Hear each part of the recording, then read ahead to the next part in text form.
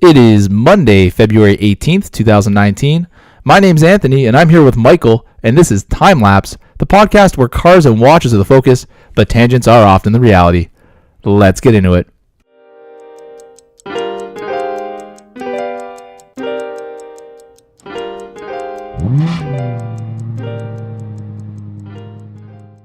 All right, so we are back. Oh my God, kind of a voice crack there on Family Day. Hey, Joe? Yeah, happy Family Day, everybody. Yeah, we should probably introduce our guest. Who's this guy? This is Joe Ciraco, a good friend of mine, longtime friend of mine. Went to university together. He has been a constant, very opinionated individual in my life, and I can't think of a better medium to display your stubbornness and opinions than on a podcast about cars and watches, right? I think that's it's going to work well with the podcast. Mikey, I got to ask you something tech-wise. I can see the Audio Technica symbol on Joe's mic facing me. Does that mean because it picks up all around? It doesn't have to be facing you? Turn it. Here, Joe, I'm just going to... There we go. Try now? Maybe that's better. There you go. I can hear myself a lot better. There it is. Listen to that. Jeez. Yeah. But thank you for having me, Anthony. It's a pleasure, and this is the one thing I've been looking forward to this whole month. So, for real. Joe. And nice meeting you, Michael. Oh, likewise. Don't let this guy fool you. This is the nicest he's ever been. So I've changed, man. Come on. I'm more educated. You were never bad. You were never ever bad. It was there's a lot worse than me. Of course, and I've learned so much through you. Did you turn my levels down, by the way? I feel like my ears have popped on an airplane. Is it because I guess I'm too loud? But it's okay. Today we got a show full of car and watch talk, and a special segment toward the end of the show, first of its kind for Time-Lapse. So we're really excited to talk about that, but we'll save it till the end, or till we get done talking about cars. But big news in Canadian auto culture, right? The Canadian International Autoshow was this week, and of course I'm sitting with two guys who haven't been to the goddamn auto show. So I guess I'll just talk to you guys about what I saw there. Now, Joe, are you a big Formula One fan? I follow it more than 90% of the people in this country. So okay, that's good news. I know the basics. Fun. You know what? I'm sorry. I'm jumping ahead of myself here. We haven't actually let you talk a little bit about yourself to let the people know who you are and what you're into, what your interests are. So I'm going to give you the floor, whatever you think is relevant to the world of cars, watches, and obviously your personality. And I know you do have a love of something that we don't talk about here, rough sex. But whoa, you guys don't talk about that? What do you mean? No, that's not what I was promised when I came on here. No, your biggest passion, of course, is soccer. I think. Yeah. From knowing you, it's pretty. So a little bit about me. So right now, currently an MBA student. I did work in a few industries, but wanted to change course. I did some sports journalism recently up until last year. I covered TFC for an Italian soccer website. Right. Yeah. For 3 seasons. But yeah, for sure, soccer has to be the one passion, and I'll talk a little bit about that later and try to relate as much as I can with cars and watches. Not a big car and watch guy, even though I do have my my Cronin watch here that I brought just to show that I know a little bit. I have something. You've purchased watches before? That I can contribute to this. Yeah. And I do drive a manual transmission, so I know how to do that, and most people in this country can't say that. So yeah, that's true. That's good. Mm-hmm. So we can talk a little bit about sports, and I'm a big person on the Italian culture as well, being a dual citizen and all, so that can relate to a lot of things, and I'm sure you guys have seen. We could talk about the Fiat Expo or exhibit at the. I don't know if you saw that at the auto show, whether what they had to offer. I didn't get a chance to. I see. This is Fiat like FCA, Fiat Chrysler, or just Fiat? Yeah, whatever they had there. I imagine they'd have just like the 500s. Oh yeah. Oh, I saw their booths. Yeah. I mean, I don't expect them to have. I mean, they should have had maybe the Alfa Romeo. They did. So Alpha had their own thing, and they've been bringing it the last few years. But the thing. Sorry, are you? I mean, yeah, we can. We'll Segue into. Anthony's really good at transitions. If you didn't, and Mikey really loves to bring it up every single time I make a terrible transition. But anyway, so yeah, like you said, moving into the auto show here, Fiat did have a display, but Fiat's had the same goddamn display for the last 3 years. Ever since the 124 came out, they have the 500. in that little like coffee shop-esque Yes, style. but it's very plain and it It's hides because you have Fiat wedged in between all of Chrysler's other things. So Right. you have like the new Jeep Gladiator, going over basically Jurassic Park safari landscapes. They had 3 Gladiators there. I was surprised. Like if you guys see it in person, the Gladiator fully spec'd out is a very long That's vehicle. the Jeep it's a pickup. long ass. Yeah, the Jeep pickup. I was impressed by it because, and I actually made the comment on Instagram. Why would you buy a Gladiator? Well, you're a Raptor. Can you take the doors and roof off? I can, yes. Okay, not in a sitting, not I feel it's a nice day outside. Let me take the doors and roof off. Yeah, my that's car. like any Jeep. That's the novelty of it. Yeah, but I think that's why they built that truck. But it's pretty cool. But yeah, at the auto show, just to explain for you guys. So Chrysler brought it this year, right? They were unveiling their new heavy duty line of trucks. Yep. So the 250 got a refresh. There's a new trim level for the Ram 1500, the Warlock. Terrible fucking name. I don't know how you guys. It looks feel like a about that nice name. truck from the picture you guys had. So And that's what I'm digging. I'm digging the aesthetics of it, but the name Warlock, it comes from Ram. Sorry, what is this? Warlock. It's so basically. Maybe I should know this, but I don't. Apparently, according to Ram Canada, they have been selling the new Rams alongside a base model of the last gen Ram. The Warlock is to replace the base model Ram from the previous gen. So they were selling brand new Rams, with the big infotainment screens, right beside the last gen base Really? model. Mm-hmm. And this Just Warlock, to clear out stock? I guess because there was still a need for it. People didn't want all the gadgets and Sure, stuff, yeah, so they you still it's a had premium for that, yeah. So the Warlock's to replace that, and the name Warlock actually comes from Ram nomenclature from back in the day. They had a truck that was, I don't know, it was like a sporty looking, base pickup back in like the 60s or 50s. Yeah. It was a long time ago. So they're bringing it back. Is Yeah. that what you're saying? Bringing So it's just back like the Jeep nameplate. was, because the Gladiator was on, I believe, in the early 70s. Yes. Yep. Yeah. So they're bringing that back. Yeah, and I think Chrysler, their business plan right now is really to like emulate the past and kind of draw in how much heritage they have. Because let's face it, as far as the big 3 go, they all have an immense history in this Sure, country, yeah. and a lot of the people today just don't see these cars anymore, especially in Canada.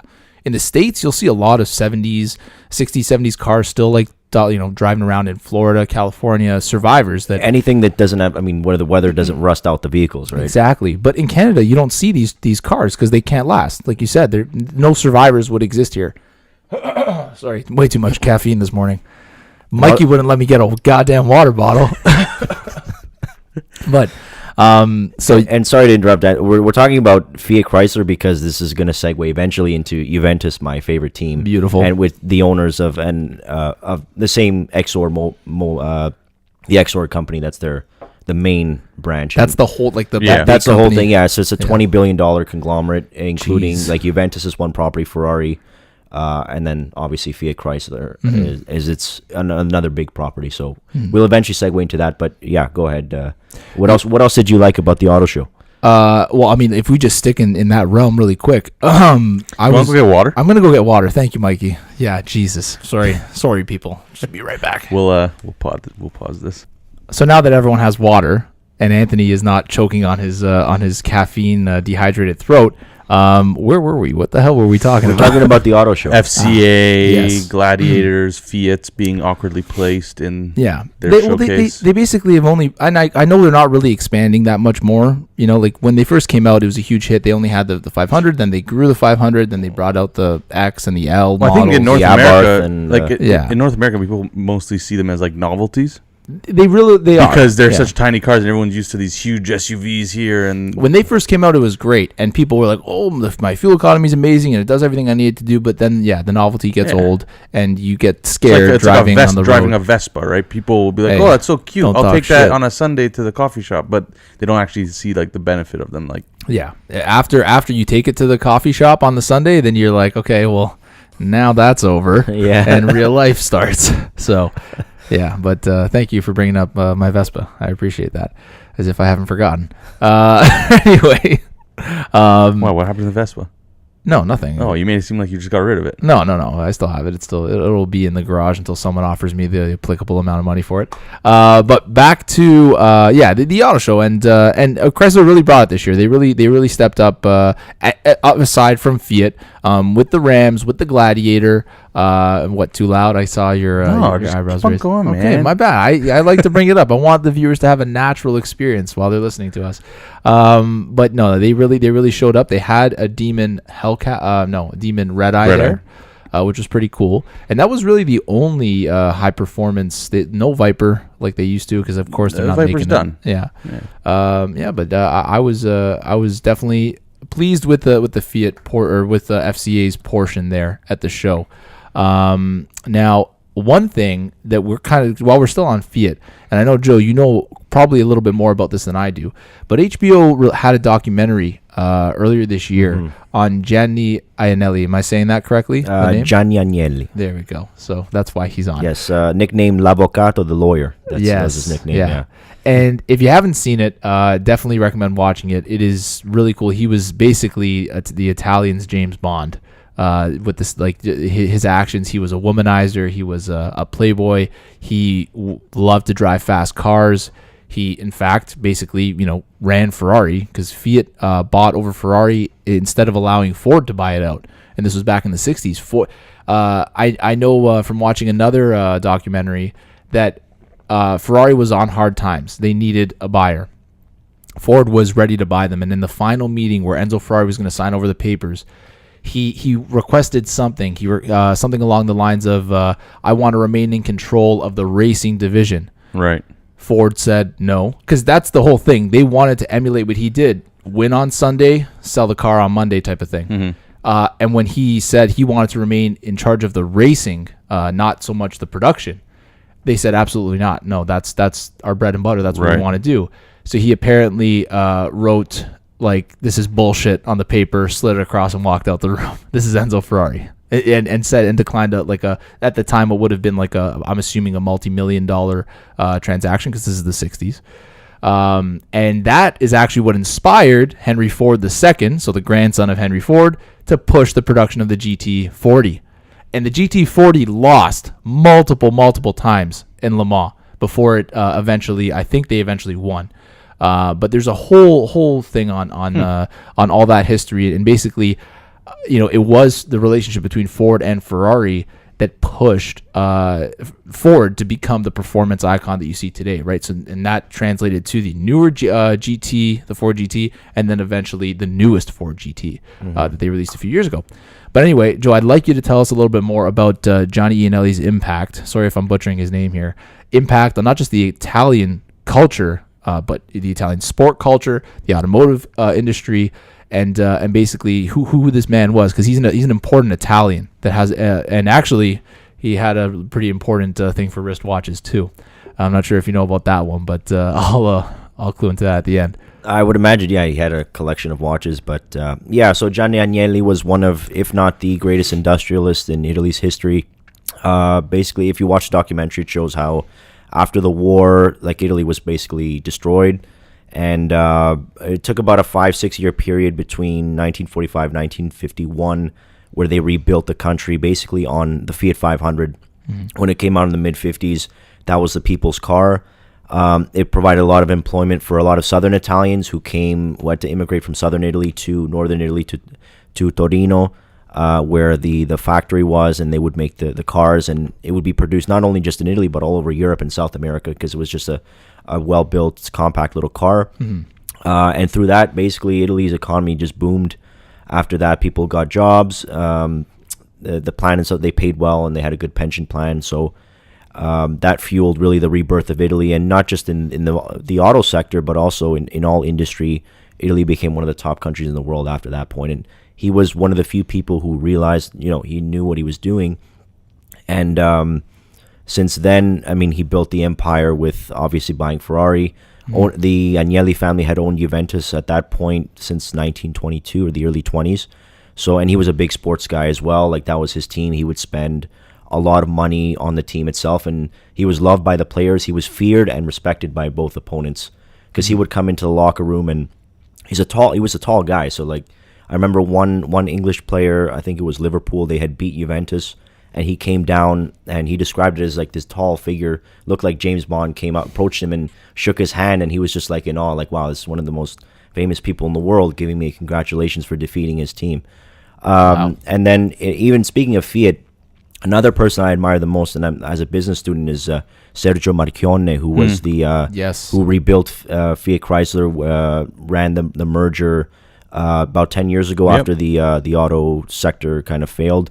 York University graduate from Osgood as well. That's right. Did a lot of schooling here, and that's probably why he knew so much.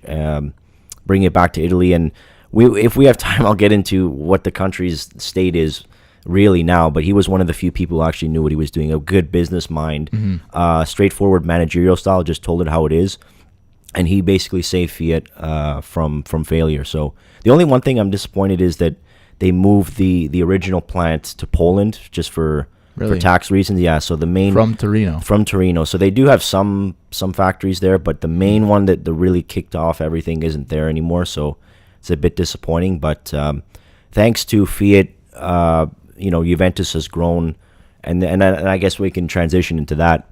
It's a good segue, unless you guys want to talk more about the auto show. If there's anything else you want to add, go ahead. I can get back to it. No, I mean, I think we can even stay on keep Fiat. on going. Yeah. One thing I do want to say about Johnny Iannelli from the from the documentary that they mentioned, and I've seen a couple of people talk about this since. He wore his watches like this.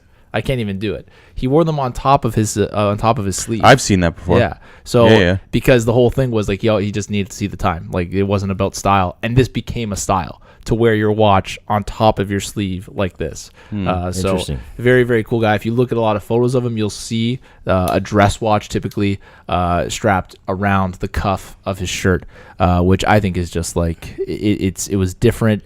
It's style, and he had his own way about things. And another thing, obviously, just like to demonstrate how cool this guy was.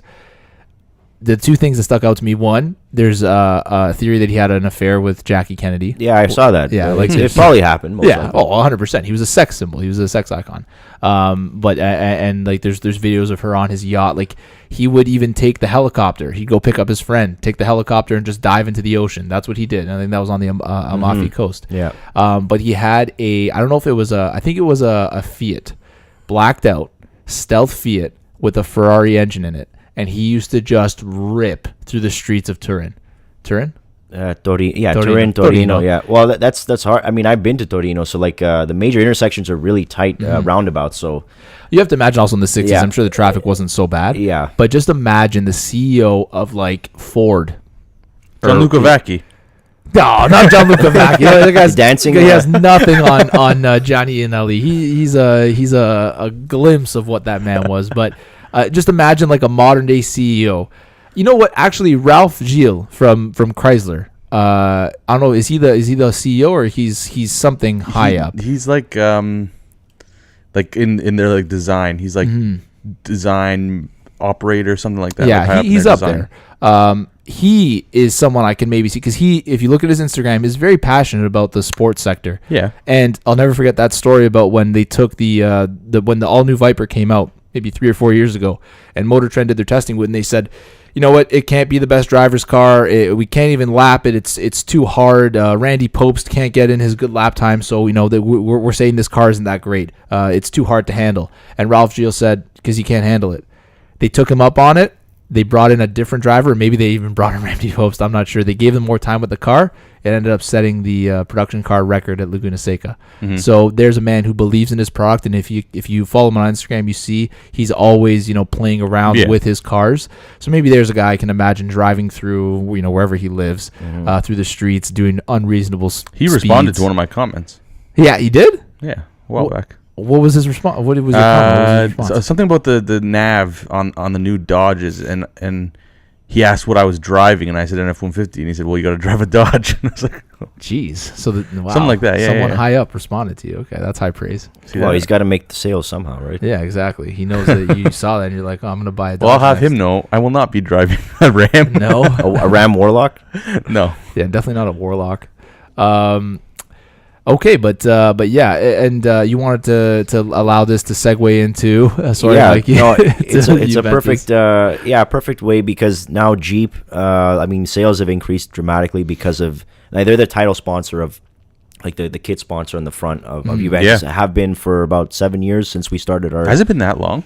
Yeah, since we started our 7, it will be 8-year dominance this year. The Serie A title. a record for most in a row.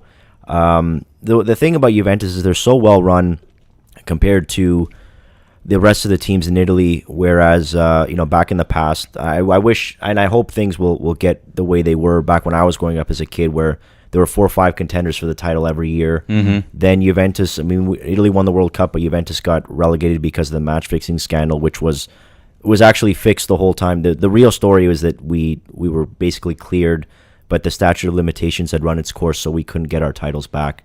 And then there was a period where John Elkann, the CEO of Exor, was our president for a time. Now he's focused on New Holland and his ventures.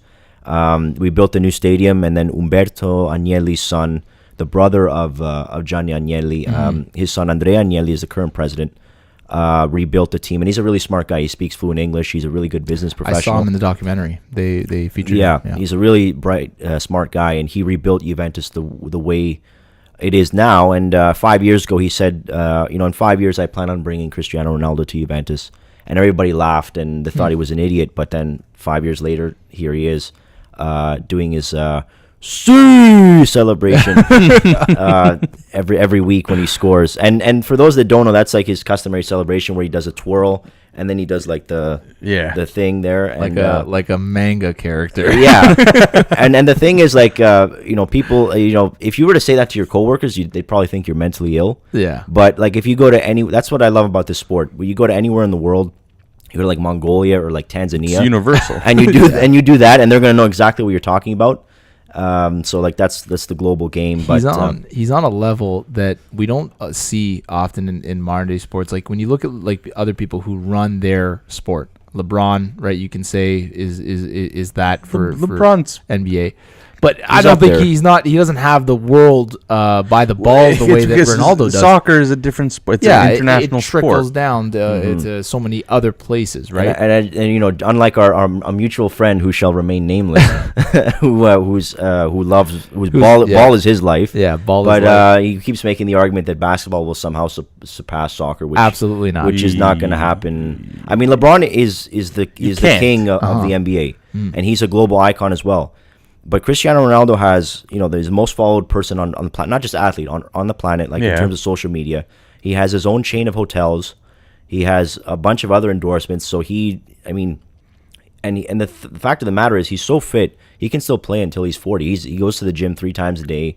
His body fat is like 6%. Like he's got the composition of a sprinter, of a guy who's like 10 years his junior. And he just turned 34 and he's still going to keep going. So that definitely helped launch our team. In addition to Jeep being the title sponsor, like all Juventus players, they actually get a Jeep when they sign for the team. They have the option of getting a Jeep. I didn't even know Jeep actually produced cars for Europe. I didn't know that. So they actually produce cars. They do. Europe. They've been really pushing. Like I know a couple of our games, they put instead of Jeep, they just put Jeep Grand Cherokee as a sticker on the front, because for a while they were trying to push that vehicle. It's too big for like the Jeep Cherokee. I could see being popular in Europe, but the Grand Cherokee is a little bit too big for them. No. Yeah, especially in Torino. The streets are really narrow, so I don't know. But that's why Cristiano Ronaldo is now. They made as part of his contract. He gets, by the way, 31 million euros net. So not just a salary. Like in North America, when salaries are reported, it's gross. But in Europe, they always present them as net. So he's getting like 6 to 8 million euros gross. Jesus. And as part of his deal, he's now the ambassador of Ferrari. I don't know what they're going to do with him. I mean, obviously, I don't expect it to be in a Jeep Gladiator, so it fits with the roof off, so and the doors off. Yeah. So that's part. I think he's going to be in an ad, or he's going to appear at one of the races, maybe at Maranello, or maybe at Monza when they do it in September. But he's the title sponsor for that. And just to put in comparison, some of the way the car dealers are sponsoring. So Jeep only pays about 18 million euros a year to Juventus to be the kit sponsor, but Manchester United gets, I think, about $100 million from Chevrolet, because that's their title sponsor, and they have like a 10-year agreement, so it was like $1 billion agreement. Now, I'm assuming this discounted advertising fee is because of the relationship between the ownership, Fiat and thing. Yeah, I think they have the Glazer family has ties with them, with Chevrolet, but I think they just wanted to get their product out, and it's a team that commands a lot of money, so that's why they're paying such huge huge amounts for these, and the amount of money is just ridiculous. Like in terms of the sport itself, I mean, so Sebastian Giovinco just went to Saudi Arabia in a bit of a controversial move because they've been accused of a lot of things, but one of them is, and to cover that up, it's a term that they use, and Russia did it, and Qatar is doing it now with the upcoming World Cup. It's called sport washing, where you basically hide any human rights violations or any discrepancies, and you use sport to kind of mask what's really going on. And to put in perspective, these oil barons are trying to get into the game. They're trying to make big investments into the game. They offered even FIFA, which is the most corrupt company probably on earth, $25 billion to get their intellectual property a couple of tournaments for the next 10 years, which is a staggering amount of money. But then $25 billion? $25 billion for about 10 years. Wow. To get, they were going to make a new Super League, a new tournament, and then get like a new Nations tournament in addition to like just the rights to hold some of the tournaments. And then the journalist got killed. And was that Saudi Arabian? The Saudi Arabian journalist who was murdered, and the prince, and then the head of the Football Federation is the guy who actually was the one who ordered the hit. So there's a lot of what the hell, man. This is the game. Okay, so we're talking about a sport where like in Italy and even in the UK, it's come back where they have racism and violence pretty frequently. Like so much so, like I remember it used to be way worse in Italy when I was a kid growing up watching on the illegal Dish Network at the time. This is like 1999, and where I was watching like flares go off and people beating each other with sticks as like a 5-year-old kid.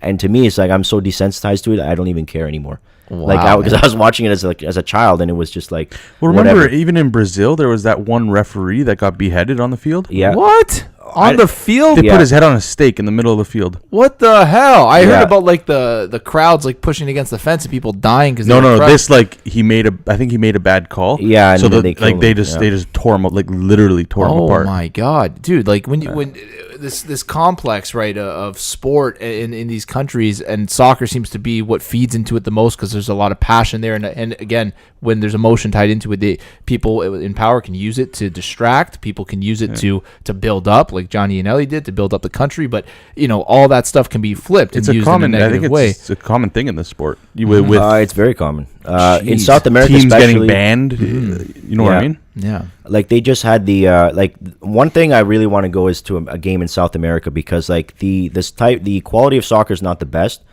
but the action in the stands, like they're singing, the whole stadium is shaking for 3 hours when they're there. Wow. And like they're insane. Like they had the Super Clasico, the South American equivalent of the Champions League. They had between two rivals, River Plate and Boca Juniors of Buenos Aires, and they're hated rivals for over 100 years. There's been clashes all over. It's like the El Gran Final, they were calling it, the great final, the final to end all finals. And they were supposed to play a home and away game. They played in Boca Stadium the first game. Second game had to be postponed, and they had to play it in Madrid because the team bus of Boca Juniors got attacked. They threw a couple of bricks through the window. It hit a couple players. The driver of the bus passed out, and the vice president who was sitting beside the driver had to take the wheel so that they wouldn't go off the road. What the hell, man? Then the players were in the hospital. Then they were ordered to keep playing, and then one player was like, "I don't want to play. I refuse to play because I don't want to die on that field. Because if they were to win, they would have just gone a pitch invasion, and they would have been stabbed to death." Jesus, man. So and what I know difference. It sounds It's sorry to interrupt, but it is literally the polar opposite to like sport in Toronto, for example, because you go to a Leaf I'm game. so happy that you're bringing that up. Just go ahead. I'm do a little rant there. Oh yeah, definitely. I mean, you go to a Leaf game here in Toronto, and it's majority elites because you have to have money to get those tickets. So the only kind of fandom you'll feel is if you're right up at the top with people who have just bought scalpers tickets or the cheapest tickets available. People are getting shit-faced drunk and they're having a good time. Cheapest tickets, $300 a ticket. Exactly, it's ridiculous. And they're getting shit-faced on $15 beer. Exactly. But then you have the complete opposite where you have here true fans to a fault, like to the death, and that's what you see in this circle in soccer. But you wanted I just want to say like for those that don't realize, like this for us is not a game. This is what we live for, and it's not. And when I say us, I mean like hardcore fans, which is 4 billion people, literally 4 billion people on Earth. So like here, like as you said, so here, like I'll say one thing about Toronto sports. I mean, there's a lot of casual fair weather fans. Like for the Blue Jays, like there's one thing. First of all, I mean, baseball is a sport, but it's the most boring sport of them all. I actually value cricket more than one because there's actually like billions of fans around the world. The bowler, the pitcher actually moves his ass and actually has to run up to the ball with a clay ball and throw that ball. And I don't know how they play because that's a hard-ass ball to hit. And people have died even with the helmets on. There's one Australian guy who was playing cricket, one of the best young players in the world. He got hit in the back of his head where the helmet wasn't covering with the ball, and he died like instantly on the field. But it's an insane sport, and actually in India, and some of my classmates, because there are a lot of international students, they were telling me that so all the teams in India in the cricket league are owned by the Bollywood movie stars, like they're the owners of the team, and they put on a performance pre-game, like they have like a stage, and then they have like a dance and like singing, and everyone is getting into it, and then the players come out onto the field, which is pretty cool. But back to baseball, yeah. So like the Jays had those 2 years where they're in the playoffs. And I'll never forget when they. I bought my jersey then. That Donaldson, I imagine. No, Encarnacion. Oh, okay, and then he left a year later. Yeah, I know. Anthony was walking around Toronto just like this. With the parrot, yeah. But Ed Wing. And I do remember. I don't know if you guys remember in the wild card game, some guy threw a can of beer. Yep. And then everybody went looking for him on social media. Yeah. And then, like, meanwhile in soccer, it happens every week, and people are like getting stabbed to death, and no one gives a fuck. People being crushed in the stands. People have become too soft in sports, I think. Oh yeah. Well, when you have our society in general, with F1 last year with Verstappen, when he had that conflict with Esteban Ocon, he literally just went up to him and said, "What are you doing?" and pushed him. Everyone went nuts. They're like, "This is wrong. This was destroying the sport." And like, it's just a little bit of passion showing. That's it. There's I love no like when they're swinging their, like, you know, in NASCAR, they like swinging their helmets at each other. I know. I've seen those things in the paddock when they go at each other. In the pits, they like attack each other in the pit. Yeah. There's too many lawyers involved nowadays. Yeah. And speaking of F1, obviously part of the auto show this year, the first day for the media was actually the first ever Canadian release or Canadian unveiling on Canadian soil. Yeah, surprising. Of an F1 car, because no other team would come to Canada, right? There's not really that much of a market here. But in case you guys are unaware, recently a Canadian billionaire, last name Stroll, first name I don't know. I only know his son's name because he basically bought his son a seat by buying the team. Like every other. Yeah, no, there's nothing wrong with that. But basically, Canadian billionaire bought out Force India. It's renamed now to Racing Point Sport Pezza, or Sport Pezza Racing Point. Anyway, Point, yeah. Basically, it's a conglomerate, or not conglomerate. What do you call it when multiple investors get together? It's like a venture, like a joint venture. Yeah. Multiple investors came in to buy Force India, and now they have the funding. Apparently, according to the team, to the heads of the team, they now have the funding to properly compete. Although still they are competing as a mid-pack competitor. They're not going for Mercedes. They're not going for Ferrari. They're still like what? Like would they be in the mid-table, like top 10 maybe? I think as a team they finished. So because you talk about drivers and teams, right? Yeah, constructors and drivers. Exactly. Yeah. I think as a constructor they finished 5th last year. So they're going for 4th this year. Was it that high? Yeah, it was. They actually did really, really well. Force India. Interesting. Yeah. But now, so as Racing Point, they're trying to aim a little bit higher. Ocon is gone. Ocon, the gentleman you just spoke about. Esteban, They still retained Sergio Perez. Great driver. He's been on the podium 8 times apparently. Yeah, he's good. By the way, I am a very casual F1 fan. I only know this information because I went to the to the unveiling. But they retained Sergio Perez, and now they brought on a new boy from Williams Racing, Lance Stroll, again, whose father sort of headed this.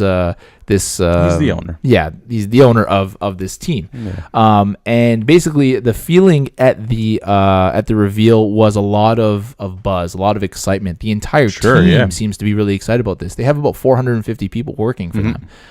Victor, who's a huge F1 fan, who was there with me the day of, I heard 450 people, and I'm like, wow, they got 450 people in the tech and in the pits and everything. That's a lot of people. And he goes, Mercedes has 1,500. Yeah, like that's a lot of people. Than triple. Yeah. But anyway, the car, what they basically unveiled was the livery. Is it livery or livery? I think livery. I don't know. Okay. Now it's just It's pink. It's just their new car. Yeah, but it's actually, so apparently the car itself is not actually what they're going to be racing on the day, because if they were to show all of their, changes and everything. That's what this week is for. They started testing this morning. Exactly. Yeah. But I'm digging it. You know what? And they really seem to be proud to be releasing it on Canadian soil, and I like that. There hasn't been a Canadian racer for so long, other than Lance Stroll. If we can be like Jacques Villeneuve. Actually, one person they had a documentary on TSN about the 1997. So the Lou Marsh Trophy is like Canada's Athlete of the Year, and there was that year. That was the year that 1997 where Jacques Villeneuve won. He was the winner of Formula One, and they had it was a battle between. And the documentary is called Man versus Machine, where Larry Walker won the National League MVP, and he was a Canadian guy in baseball. And then they were going head to head on who was going to win the award of Athlete of the Year. And there was a big controversy because Jacques Villeneuve won it. And people were like, "Oh, this isn't a sport. Like, he's just driving a car." And it's, as you guys know, it's really hard. It's like you got to train interval training to be able to not die, to not, first of all, not pass out and not die, and being hard enough just driving a simulation, as you guys will attest. Meanwhile, in baseball, you got the fat asses.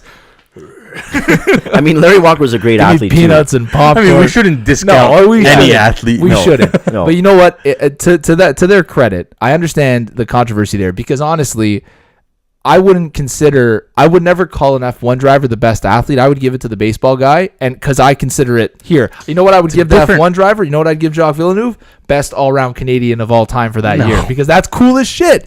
He enters a sport that's dominated by European money, and he beat Michael Schumacher that year too. So which is hard. And Schumacher at the time, this was before he was with Ferrari. He had won 2 years in a row, and he was the first guy to unseat him. And as a Canadian, which probably will. Hopefully, it may not happen for decades. That was really impressive. I kind of hold F1 drivers to the same prestige as astronauts. I know that sounds a little ridiculous, but it's because of the involvement with machine and the back in the day especially, the putting your life on the line to control and throw a machine to seemingly impossible feats. And it's different with baseball. It's different. You can be an incredible athlete in baseball and train your whole life, and there is something to that. That is athletic prowess. But when you're talking about, what Jacques Villeneuve did that year, it's a different type of exactly. It's concentration, focus. There's so many things involved. We have a mutual friend that did professional racing, and this was back in high school. He was never around. He was always training, practicing, learning in class, whatever. Yeah. To do that, it takes a lot. It's 100%. It takes a lifetime of learning, and there is a saying that if you have enough money, a lot of people could get there. But that's like with any sport. Well, it's the combination of skill and money, exactly. and money is the factor that brings you to the top. And especially in hockey now, the hockey rates in terms of participation have declined because it's just so damn expensive. Yeah. To get your kid into hockey, oh my gosh! The other day, a kid came to my door with his mom asking for a donation to play on the Duffield Devils. First of all, it's expensive. Maybe I wouldn't go to that length. That's traumatizing for the kid. But in the winter, it is expensive. I worked at Sport Check for 6 years, and you would see the same kids come in 2-3 times a year sometimes just buying new skates because at a young age your foot grows so much, and you need it to fit properly because you can hurt your ankle, this and that. Parents spend thousands of dollars a year just on equipment. Well, this is why soccer is such a big sport. Yeah, you can play barefoot. Yeah. And they do, yeah. And even like the guys, if you look at Austin Matthews, Mitch Marner, Connor McDavid, they're all their parents are all loaded. That's how they. A lot of the guys in the NHL, skating, they all come from a decent amount of money. Like skating lessons, special skating lessons, and stick handling, with private coaches, it's thousands of dollars. They spent. I think Mitch Marner, I think he admitted his parents spent $500,000 on his training over the years. So again, it's. When you think about competitive sports, the talent is probably in the middle, but what is around that talent, the larger bubble, is everything else. A lot of funding, right? You're a kid growing up, you're going through puberty, adolescence. So many things are changing, but the money can help keep all the stability intact and can help that talent come through and elevate you to a higher level. So I I guess a lot of people, to bring it back to F1, a lot of people are going to give Lance Stroll shit. And they already started. But here's the thing. In testing, and they even said it at the unveiling, in testing, he did fantastic. He tests really well.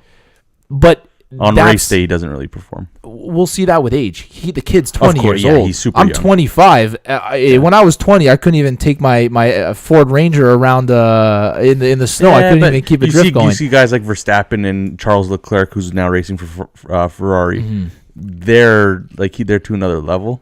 Yeah. Okay. Yeah. But he's in F1. We're not. Exactly. So that's right. He's still making a lot of money, so he's doing good. And the majority of people talking he's staying that in. shit, He has a seat. That's what's important. A lot of guys get out get out after the first season. Mm-hmm. So he's doing well. A lot of people who are going to be talking shit have probably never even karted before and have no idea, even just the mental fortitude it is to even drive a go-kart fast. Forget about let alone an F1 car. Never mind that. Yeah, go-karting. Well, hey, no, it's fine. No, I know, but people I'm a great go-kart driver. I can do this. No, bro. Drive a shifter cart. Well, yeah, there's one thing, but hold on. There is something to go-karting. I'm not going to let you shit on go-karting because all F1 drivers start in karting. I'm not and those are the fundamentals. Verstappen went from karts to F1. Yeah. Essentially, basically, they force him into a year. What you learn in karting is control, kart control, and confidence. Behind when you have such a speed. slow vehicle, you can lose time so easily. It's hard to gain time. Every second counts. Right. Yeah. And I guess it's they're such small little vehicles that people kind of say, they're for kids or whatever. But I don't know. I mean, you can easily die in a go-kart. Oh yeah, as fast as you could in a ref. Even more readily. Yeah. Flip over and then you're beheaded like that ref. Wow, what a full circle. Right? Yeah, it all makes sense. Yeah. No, but speaking of the different, there's similarities in terms of the fandom between F1. Mm-hmm. I remember when they do the Grand Prix of Italy in Monza, whenever the Ferrari passes a car, the crowd cheers as if they scored a goal. So I think that's always been pretty cool. And in Milan last year before the race, they did the F1 World fan festival. So they had all the cars on the streets of Milan right in front of Versace and Gucci and all the stores on that street. They had them all displayed and then for people to take pictures and do that. And hopefully they do that in Montreal at some point and get all the cars for all the fans to come in. And they do actually have a Ferrari club of Toronto here. Yep. It's similar to our Juventus club. They watch the races together and they offer tickets to a couple races a year, discounted tickets. So it's some travel packages. Pfaff McLaren does that too. Yeah, I guess all those companies that kind of have their car in the in the race do that. But it's a good way to stir up excitement and stuff and grow a fan base in your city. I think I would love to be a part of that. I'm just not into F1 that much right now. Mm-hmm. It's a hard sport to follow because it's some of the races are 2 a.m. if they're in Australia or Bahrain. Yeah. It's tough. Mm-hmm. But people wake up at 3 a.m. to watch. So and I grew up, and Mikey does. I grew up in a family. You don't go to sleep those days. Yeah, I grew up in a family where all my uncles and my dad were really into F1. I mean, you guys can't see right now, but in my basement we got a Ferrari F1 poster there, a whole bunch of F1 winners from 2000 to 2006, all on the wall. And it's something that I think when I have kids, I'll get into again because that is the pinnacle. For a lot of people, that is the pinnacle of automotive engineering. F1 are the fastest cars in the world, and the technology in those things, man. We would just the engineer to be an engineer for that. You got to be really. A lot of them are doctors, yeah. Mm-hmm. Oh yeah, I can. Oh, maybe not right now, but I can even grab one of those models off the wall. And this is even from 2005. But you see the cockpit, the style, the way that the car is made. It's basically a rocket. You're strapping someone to a rocket and you're putting 4 wheels underneath to keep it to suck down to the ground as possible. And he's got to make the turns. And he's got the apex. Then you got Anthony in there. Yeah, kiss the apex. Okay. You guys, easy. You guys will see that. You could be like the engineer, when they have the radio on. I love that. I think you know what, and I said this at the F1 unveiling they did because they were showing obviously pictures from the previous season for Force India. I would love to be that guy. Obviously take away the mic, but he's got his headphones on, he's behind his computer. He's like, okay, all right, your brakes are hitting up in the front. I got to give myself an Australian accent if I'm going to talk. Brakes hitting up in the front. All right, Stroll, Lance. I don't know what he called him. First name, last name. All right, I need you to slow down a little bit in the next corner. Yeah, they don't do that, Anthony. What? What do you mean? This is something you're making up. What do you mean? They're constantly in communication, aren't they? They're in communication with somebody because they're strategizing. They have engineering and they have strategy. Yeah, but they don't have someone in their ear. Okay, kiss the apex. Easy, follow the line. Shifting throttle, half throttle. Because I want to take credit for the win. The drivers That's why. know what they're doing. Fine, you're right. They don't need you there. And actually, you reminded me something. One of the head, maybe the head engineer, the head whoever, I'm not sure. One of the heads of Racing Point actually came out and he said he wanted to give kudos because I think it was part of the Q&A when they were asking, how are these racers ready? You know, is the cars going to be new? Are they ready for testing? And he said he has to give, especially Perez and Stroll credit where it's due, to be able to push the car to its limit. And when they come over the radio, they're calm, right? They're talking like they're having a conversation at breakfast, but they're traveling 250 miles an hour. It's so interesting to see that, even when you're watching the race and you see them responding, and then you see what they're doing. And then you get that front camera view when problem. they're steering and and they're just talking normally. It's because it's trained confidence, right? Like they've done this for so long. To them, they know what to do. And I know, I'm totally removed from that world, but our friend who has a go-kart track that he has access to, when we were using the shifter carts, you get to a point where you just get like into a zone and you're comfortable. Yeah. And I was talking to myself, telling myself what to do, which I, of course, really like. But you get into that thing where you know how the car is going to react as long as your tires are the same way they were on the last lap, and you just try. And you're not afraid anymore. You're not like, squiggly. Which can be scary. Yeah, you're not shitting your pants. The minute that you feel that loss of traction and the car starts going sideways, you're just like, okay, please don't hit it. You see the tree coming. Yeah. Get loose. And you don't. You tense up and it's all over in a second. But yeah, and another cool thing, and I'm not sure if you guys are interested in this. But there is actually, I'm going to give them a shout out, Drive Tech. It's a Canadian company, two guys. I met the owners. I think they're the owners. They do like these track days that you buy into, but it's cool. Sometimes they're on snow in the winter. They do all these events. They have a karting league as well, and I'm definitely going to check them out. Drive Tech. You can find them on Instagram at drivetech.ca. I think that's going to be my next hobby is karting and getting into that because, dude, it's so much fun. Like, I love the competitiveness of it. It's something that if you're not good at karting, I sucked at karting 2 years ago, and I'm still not great, but I know the fundamentals. We spent quite a bit of time at the track there, at the go-kart track at least. And once you get those fundamentals down, it becomes really fun because you can compete. It also helps that we had a semi-professional there. Yeah, telling us what to do. He's washed up, though. But it's interesting to see when him and his brothers are going around, and one of them gets a good time. Not even a word. It's helmet on, gloves on, into the cart, boom, it starts going around, and it's amazing. It's a competition because you know what? All they have to do better than the last time is push harder. Yeah. For us, it's like, okay, I did this turn wrong. I got to correct on this turn. I got to correct on this turn, and I'll make up my seconds. But for them, it's just I got to just keep the throttle buried a little bit further, and I'll make up in the braking. Like that's all they have to do.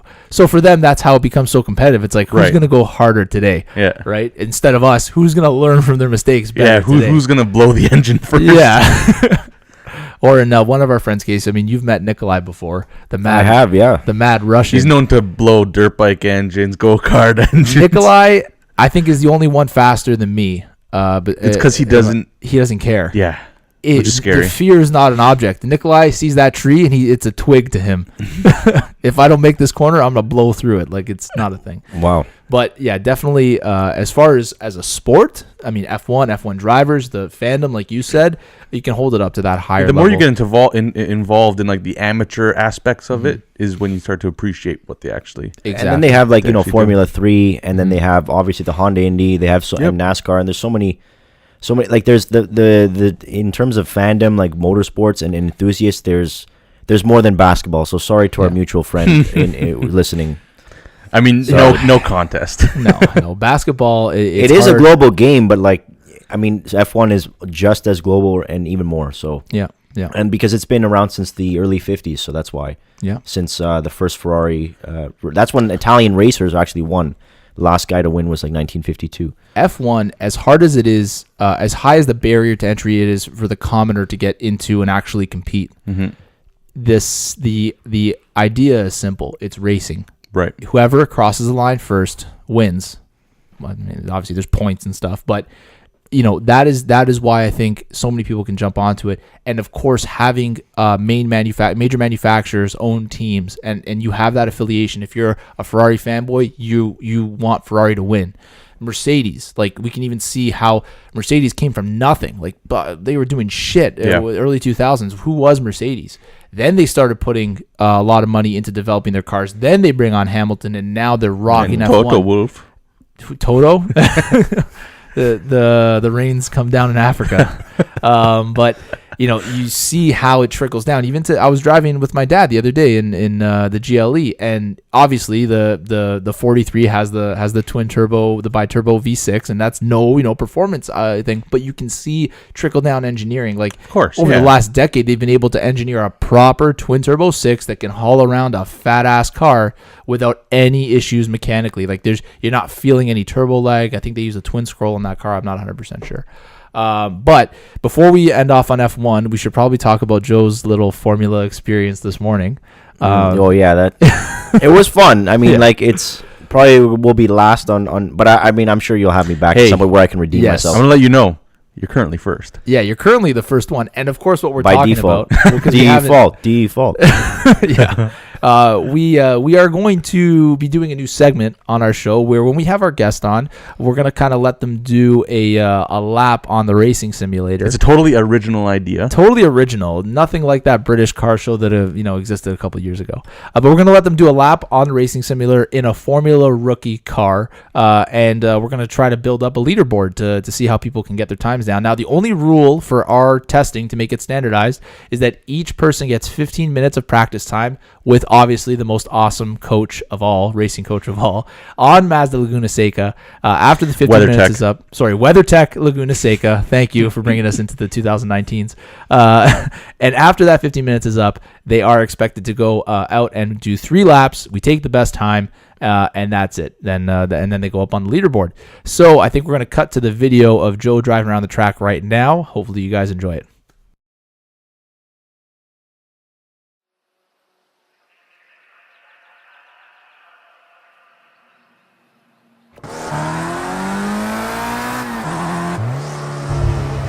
All right, you're in control now, Joe. Remember, as comfortable as you feel. Okay, half throttle. Be the best. You're on a straight, don't be afraid to use full. Oh, nice shift. And remember, follow that line. Stick to that line. It's doing all the work for you. Stick to that line. Green means go, red means stop. Thanks, MTO. Yeah, do it. Almost. Let's get it back in second gear. And let's ease on.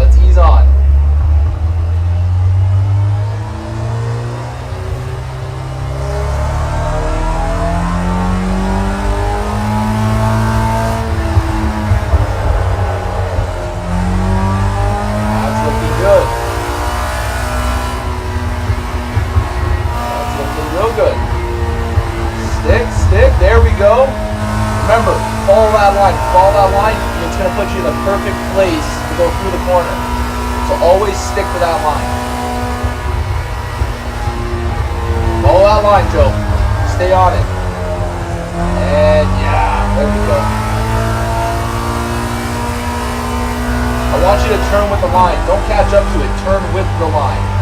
So turn with the line.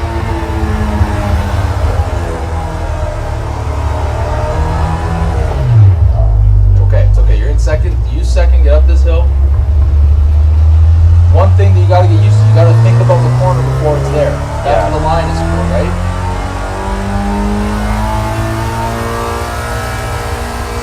Stick. Remember this one, it's a tight and a slow corner. There we go. Use second gear, rock it down. Through the line. Sorry about that.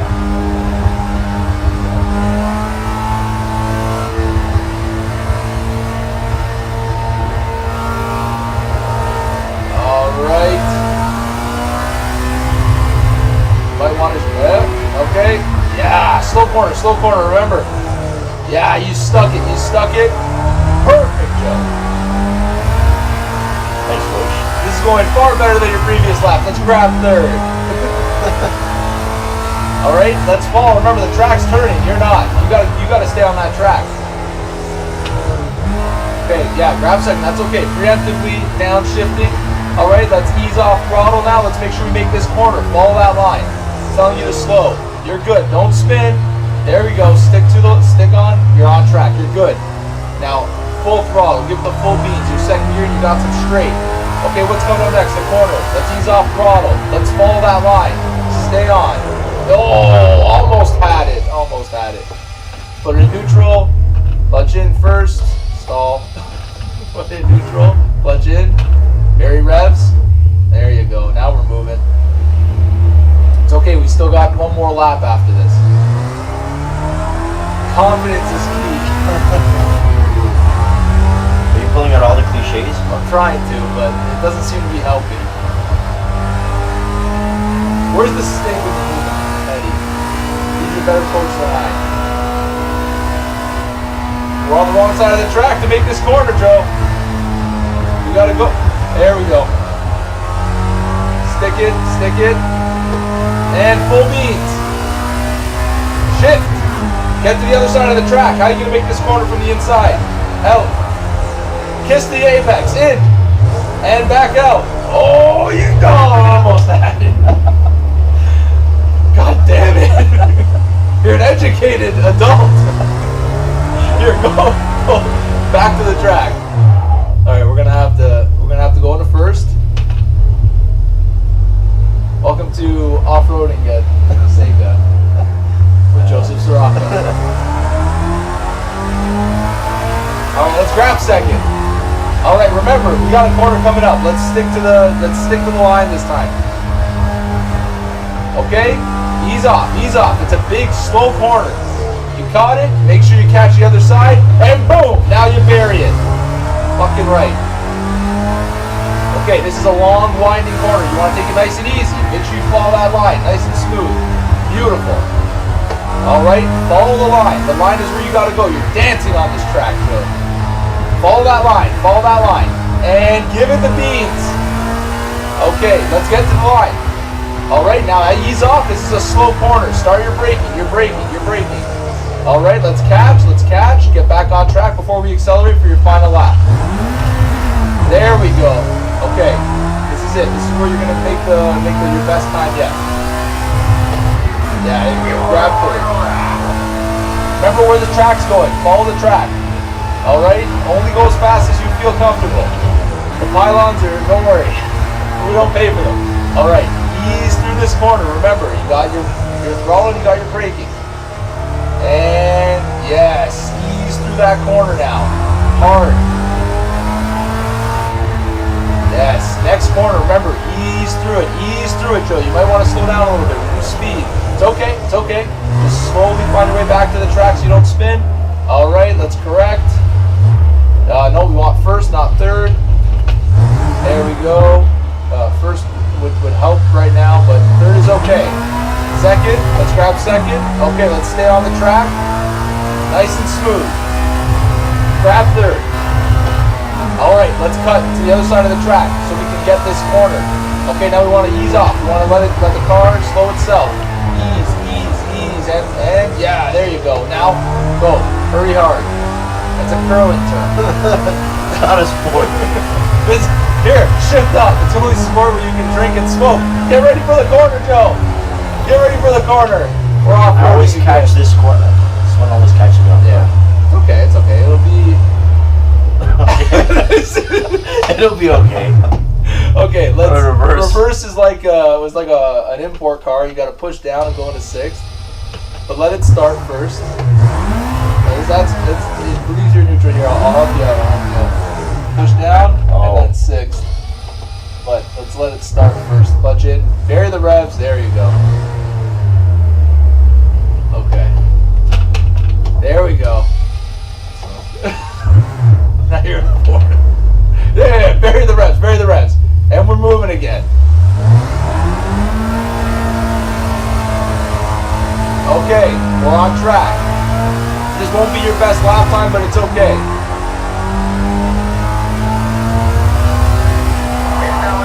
Alright, let's perceive the corner before it happens. And beautiful. Could have carried a little bit more speed, but it was safe. That was neutral. Okay. Let's carry through. Remember, ease on the throttle, ease off the throttle. It's not a button, it's a lever. Let's get back to the track. Alright, carry through the corner. This is you're setting the land speed record for dirt driving. Okay, let's go slower. And you caught it on your last lap. You caught it, buddy. Into the wall, but the car's still okay. More importantly, so are you. There we go. Round of applause for Joe. Oh man. Yes. All right. Back to the podcast. Yes, thank God. Welcome back to the. Sorry. Did I say back to the studio like Jeremy Clarkson did? I guess in the end of the video I say back to the podcast. Anyway, back to the podcast studio. God, I butchered that. Nice. It's okay. There's a first time, right? I gotta start to learn what I'm gonna say. But Joe, how was your lap? How do you feel after that lap? Honestly, I actually really enjoyed it. I was here last year on the first time, and I was really butchering it, but I really liked I felt a lot better. Racing, it was really fun. I was starting to get it. Just the turns, it's hard to pay attention. I mean, I had never played it really, and having like a half-hour start was okay. In terms of simulation racing games, Project Cars is kind of a hard one. Yeah, it's begin with. Probably there's the most. It's not arcadey in any way. So I mean, like if you're not looking for the turn and you're not anticipating the turn and you're not set up in the right place on the track, you're gonna slide off. And I think that's the hardest thing for most people is I noticed multiple times while you're driving, you weren't anticipating the turn because you're not trained to do that, right? Like you don't know that.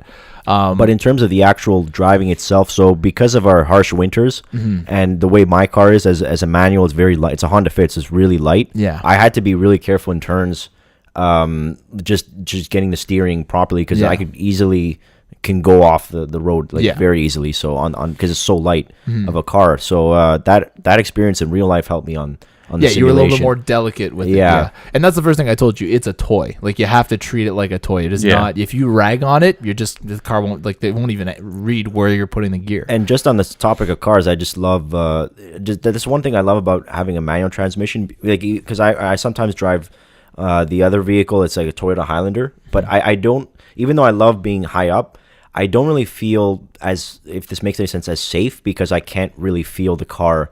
Whereas with the Honda Fit, I know exactly what I'm doing, and I can feel the revs, and I know what to anticipate. I get the same feeling anytime I get behind the wheel of an automatic because with a manual, there's that sense of control over your engine braking. I feel like I know everything about the car, and it also helps to drive a car like a Honda Fit or like a Honda Accord. Sorry if I'm Honda fanboying out. That offers you that great visibility, light controls, and great feedback through the controls, right? When I hop into a vehicle that's not set up very that similar way, where I don't have great visibility, I feel laggy behind the controls. It doesn't offer that feeling of security and confidence when driving. Like even in Italy, when I was driving my aunt's Kia Rio manual, it was like the hatchback version. It was pretty fun, pretty easy to drive, and really nice too. I had that, and then not as hiccupy as the Honda Fit, where you feel like the bumps, very hiccupy. It's a really light car, so it gets jostled easily. But yeah, I mean, so now you have a little bit of experience behind the wheel of a simulation race car, and thank you for being our first guest in the sim, and also our fastest guest. Yeah, certainly. So round of applause for Joe. Wow. How come I'm the only one that ever claps? Because you're just a supportive guy. What's the official time? The official time, Joe. You are again. This is the fastest time we've had recorded. Wow. 2 minutes, 24 seconds, 6:05. So 2 minutes, 24, 6:05. There we go. Joe, number one.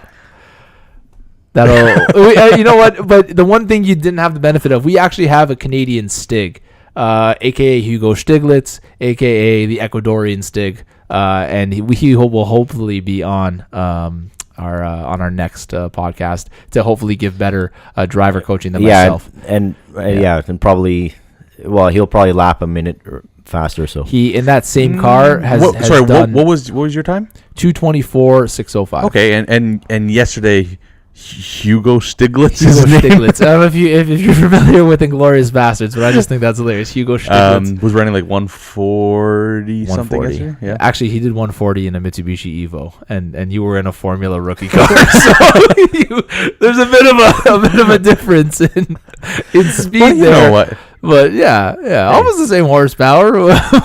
Yeah, more or less, give or take. But that's often what they did on Top Gear. They would give like in some episodes they would give the Stig like a terrible diesel, like a shit car, and then they'd give the presenters a proper car, and he would still lap it faster than they could with an entirely underpowered car. But again, we're not trying to copy Top Gear. We're all original Time-Lapse podcast. So once again, thank you, Joe, for being our first guest on the sim. I think that you have a story you want to share with us. So let's move on into that. Yeah, so this is a story that unfortunately for the car guys has nothing to do with cars at all.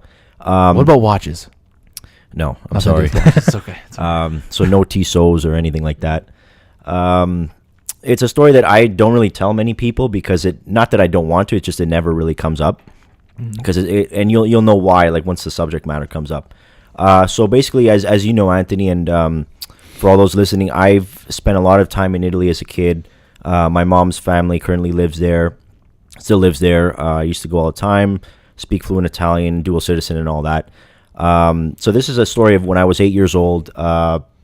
I had been to it. So usually we would go from June to September, 2 months of the year, right after elementary school would finish, and right after Labor Day. So when I was 8 years old, another great summer, going to Italy, going to the beach down in Calabria, visiting family, going to a wedding, just having a great time as any kid can have. So that year, we left at the end of June, and our flight back to Toronto was supposed to be September 12th, 2001. Wow. So this is a story of what happened, obviously the terrorist attack of 9/11. This is from my point of view what happened, and it's an interesting story, just as an experience as a kid. A lot of people, and why I tell this story is a lot of people have always told me, you're very mature for your age, and you seem to know a lot of things. I think this was the moment in my life where I kind of realized that the world was bigger than, even as a kid, like there's a lot that I didn't know about the world, and there's a lot of things bigger than me out there. So this is that story. So it was Tuesday, September 11th, the day before we were leaving or for our flight. And every afternoon, around 2 o'clock, so it would have been 9 a.m. here, everyone in Italy, they would always have a siesta and sleep in the afternoons because it was so hot. I was never able to sleep, so I always used to watch like a cartoon. Like there was always like kids shows in the afternoon. So just watching, as I did every day, the kids shows around 9:02, 9:03, whatever it was, a.m. here, 2 o'clock there. Just like out of a movie, like the TV, like you're watching a cartoon, all of a sudden the telegiornale, the TG, the news comes on, and the anchor comes on. Like, we interrupt this programming for breaking news out of New York City. And then they showed, the footage of like the first tower on fire. And as a little kid, 8 years old, I'm just like, that's weird. Like, that's odd. Like, that's New York City. What the hell is going on? I saw the fire. I'm like, was there a fire? Or was an explosion? And as they were saying, a plane has just crashed into the tower. And I'm like, a plane crashing? Like, what happened? The pilot didn't, fell asleep at the wheel or something. I was just curious, but like kind of shocked. And as you can be as an 8-year-old kid, I don't know how I wasn't really processing it at the time. So, for about 10, 15 minutes, I'm just staring at the TV, trying to listen to what they're saying. And then about 15 minutes later, then I see the second plane on TV go right into the tower. And I'm just there, like, at that point, just shitting my pants because seeing that live on a live broadcast, like, it wasn't a movie, it wasn't a TV show, like, no. This was actually happening live. And everybody, like, my parents were all sleeping, and I was, like, the only one in the house, like, watching this. So then I go, and then the thing is, both of them are on fire. 20 minutes later, then the buildings collapse. And I'm watching this as an 8-year-old kid going, oh, my God. Like, that's... You were by yourself. Yeah, like, in my room, just watching on TV, and this just... Like, the more it was going on, the more I was getting worried. Like, okay, this is something we've never seen before.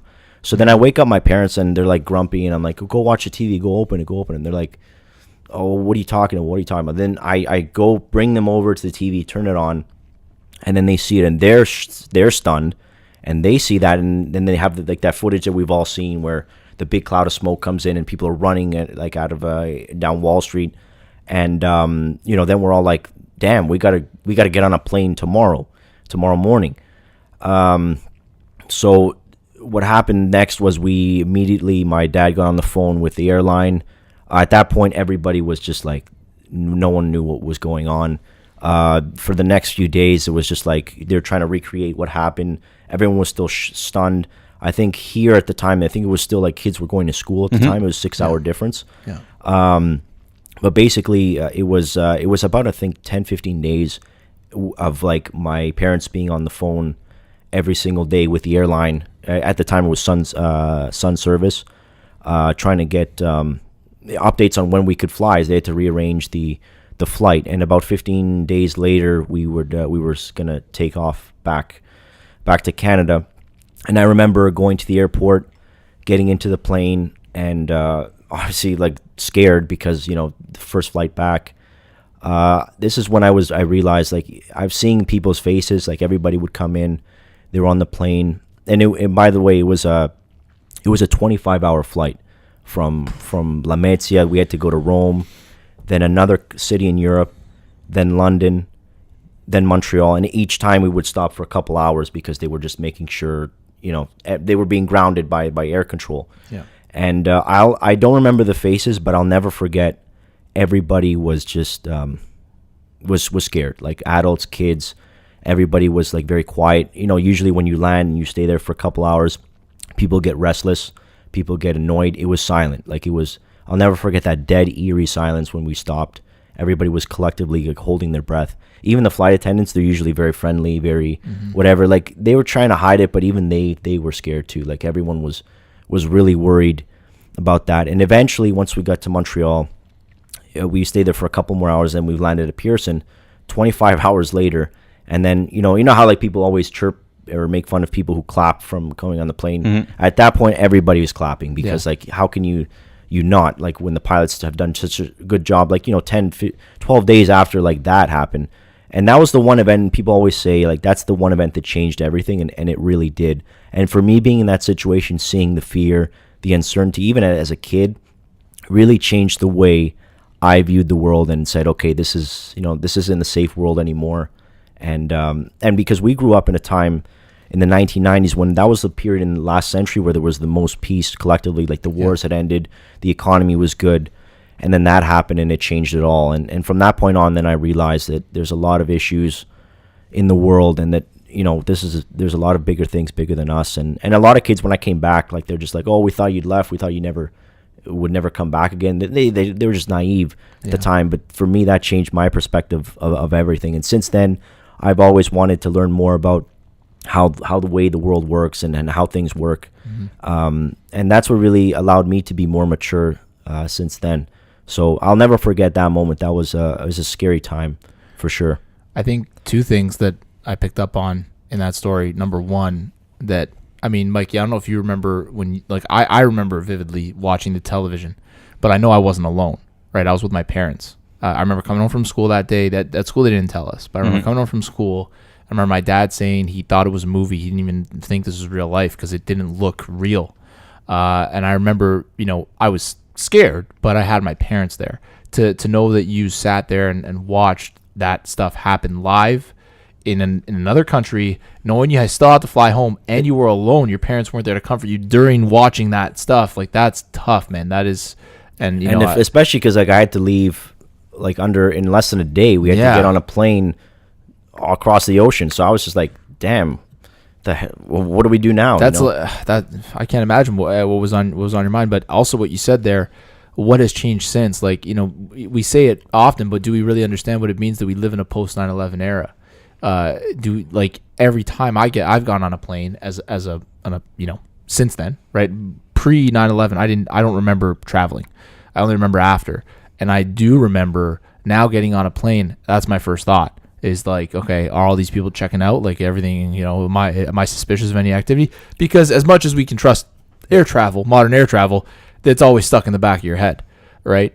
But wow, yeah. I mean, this podcast we tend to keep it like light and yeah. No, I'm sorry for taking that. It's just another direction, and I don't tell that story often because like when's the next? Like, hey guys, let's talk about 9/11. No, so of course. But I thought I'd share that because it's a good story that I'd hardly ever share. So I'd feel like, and I don't know if this is the right platform for it, but hey, you know what? It's a good story, and that's what we're all about here. Is it's literally in our intro is tangents are the reality. So that was a hell of a tangent, but a goddamn good one. So thank you for that, Joe.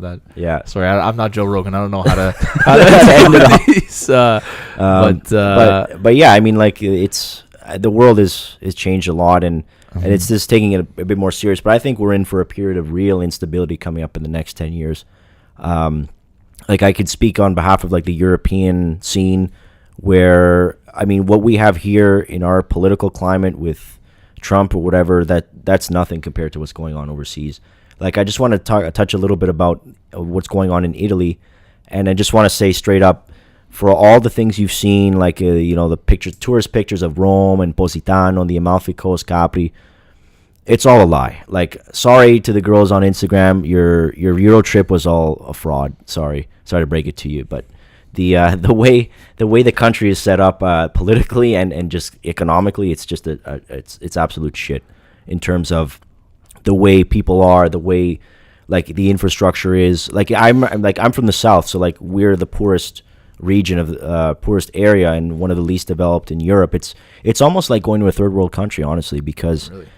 Like, for example, like the schools, like the kids have to bring their own toilet paper because there's no toilet paper. The hospitals, there's no soap anywhere. It looks like a scene out of, like I had to go to the hospital to accompany my grandfather 2 years ago. It looked like a scene out of The Walking Dead. That's how like their infrastructure is. The roads are all broken down. They're the way they were 50 years ago. Like there's no investment because one, there's no money, and whatever money is chewed up by organized crime, which is on a level that, it's a big serious level. Now, sorry, the areas that you're talking about, these are is this a small town that you're talking about, or this is just the region in general? So anywhere Calabria is the poorest. Yeah. It is the most beautiful. Like so once again, like if you guys want to go on vacation, it's better than the overrated Amalfi Coast, in my opinion. We have better beaches and it's a lot cheaper. But the infrastructure there is pretty brutal. It's mountainous. There's no tunnels that actually go from one side of the region to the other. Sicily's pretty bad as well. Basically, they're all pretty bad. South of Naples is pretty brutal. Where are you from in Calabria? So I'm from a small town called San Vito sullo Ionio in the province of Catanzaro. So it's about 20 minutes from Soverato, for those that might know. 20 minutes from the beach. So that's why I love going there, because it's a short drive. But yeah, I mean, in terms of political instability as well, we're seeing, like even in France and Germany, we've seen movements, like in France, the Gilets jaunes, the yellow vests, trying to basically form a revolution. This year, I'll be voting in the European parliamentary elections. Which I believe will be a shift in power versus from France-Germany alliance, where it's very neoliberal, very globalized, to a more what's going on as a more right-wing populist movement between Italy, Poland, and Hungary, who are, if they get the majority, then I think we're going to see a lot of change in Europe, that on a scale that we have probably haven't seen since World War II, since pre-World War II era. To tie that back into the cars a little bit here, because honestly, and even watches, I mean, when we look at the industry in both these industries, cars and watches, to reflect on what you said there, you have some of the best and most reputable watch companies, Swatch Group, Richemont Group, all headquartered. IWC, I think IWC is still on their own. I'm not sure. Maybe they're owned by a big conglomerate. I'm not sure, but they're all headquartered in Europe, in either Switzerland or Germany, or all across Europe. Car companies, outside of Japan, what some would say the best cars in the world, the most advanced cars in the world, come out of Germany, Italy, areas that were after World War II that were decimated, but North American investment helped build back up, and Western investment helped build back up. What do you think? Because you're talking about there's going to be change due to all the political instability. Do you think that's going to have an impact on these industries.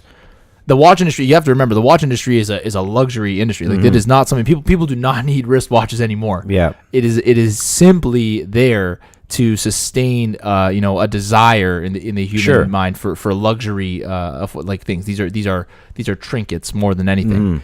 And then the automotive industry, I mean, we're on the brink of change regardless, from going from internal combustion to electric and other, more sustainable things. Yeah, and then, that's not even talking about the shift from from driving to self-automated cars. I think for the watch industry, so a lot of them are based in Switzerland, so they're not affected by this at all. So Switzerland is just neutral. They're in their own world. They have the Swiss franc, the currency. Yeah, that's right. The one issue with the auto industry is the currency, because if these political parties who are right wing, they are Eurosceptic, so they don't like the euro, the currency, but they feel they're using that as an excuse for their own problems. So I'm not saying it would be cataclysmic if like Italy and some of these countries were to leave the eurozone and start their own currency. I think the whole world economy we'd collapse into a worse recession than we had 10 years ago. So and then we'd see like more, like the auto industry is not going to get bailed out a second time. I don't think they can. But isn't the fear here that the European Union, while it may be great for the economy, it leads to having open borders like that leads to greater and it's easier access for people who would like to do harm on a national level, like terrorism or what's the other term there? Like refugees who go from country to country just by train, don't have to show any kind of documentation. Exactly. There's no, there's not like going to the States. Like there's nothing like that. You can just go into France on a train, no problem, or drive through the highways, drive through the Autobahn through Germany. It's like going from province to province here. Yeah, exactly. Yeah. So that's one big issue is security and migration. So they've had like millions of quote unquote refugees coming into Europe. Mainly, the thing about Italy is because they're the first point of contact, and the European law is that the first place that they reach, that country has to house them. So because from Libya and Tunisia, they go right to Italy, Italy's had to house all these people, which they can't sustain. They can't even sustain their own population, never mind these people. Yeah. And then you don't know who they are. You can't vet them properly. And most of them are not even refugees. They're economic migrants who just want to get out of their country and come find quote unquote work, but there really is no work. And now the country itself is, one, it's not safe.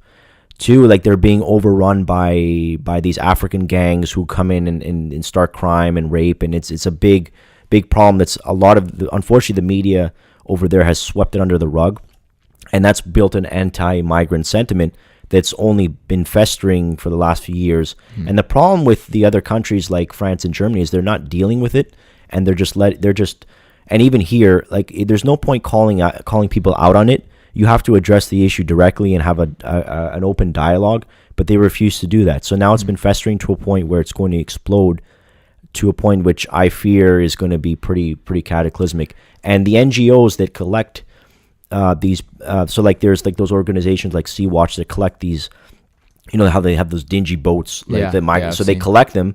But I think there's a conspiracy which may or may not be true, that they're doing this on purpose, and they're being paid off as illegal, like as human trafficking. And there's been like organized crime has been collecting these people for basically slave work. That they collect them and they pay them off. The guys in Libya, they give them I think 5,000 euros, and then they basically import them and they put them on the boats and send them off. And I think there's a conspiracy that these quote unquote charities are working with them to get these people across, and they're getting paid under the table, which it's hard to separate fact from reality, because with populism you have some people who are genuinely like worried about their country, but you also have a lot of stupid people. So it's hard to distinguish, and there's like thousands of people coming across the border, like hundreds of thousands. So like even in Germany, I think there was 800,000 or about 1 million that came in 1 year. How do you build the city of Mississauga in 1 year? It's unsustainable. No. I think that, the whole conspiracy thing, we can't really get into that. I'm not too sure. But I do know a little bit about what happened with PSG back in the day, right? I only know this because my girlfriend bought me some PSG swag. Oh, the team, yeah, okay. Yes. So after World War II, France needed to rebuild. They opened their doors to a lot of immigrants, and they set up because the immigrants were out at work all day, the kids had nothing to do, so they started to set up these sort of like soccer schools, just neighborhood by neighborhood, and you groom these kids who would otherwise be involved in crime to instead put their efforts into a sport, and you end up creating a fantastic base of local talent to pull from. Do you think that maybe in Italy you have all these young families immigrating to Italy, coming in, and that the parents may be trying to find work, but what are the kids going to do all day? Do you think something like these soccer schools, could be any sport, something to preoccupy the kids, have them a chance to grow talent, and hell, it could even be a racing school. Think about how cool that would be. Of course, that you need a lot more money for that. More Italian drivers. Yeah, but think about grooming that from the ground up, the way that PSG did and filled their ranks, and what's maybe allowed them to be a really competitive team. Do you think that may help to sort of not prolong this thing, so that the kids don't spend time getting into crime, and you just end up pushing this you're just kicking this rock down the road until it becomes a boulder? So there already are a lot of players, like Mario Balotelli was one of them. Moise Kean, who's from the Ivory Coast originally, he's on the Juventus team right now. Yeah, he came up through their youth ranks. So some of them do make it, but a lot of them, it's hard because there's no money for investment. Yeah. And again, like a lot of these migrants, they're not even kids; they're like grown men. So they're not even like children. So it's not even. The problem is like they're like, oh, they're refugees, they're women and children. But 85% of them are not women and children. They're grown-ass men. So for some of the kids, they do get into sports, and we've seen a lot of like African players, African athletes in various teams, which is fine. Like there's a good percentage of them that are just there for work.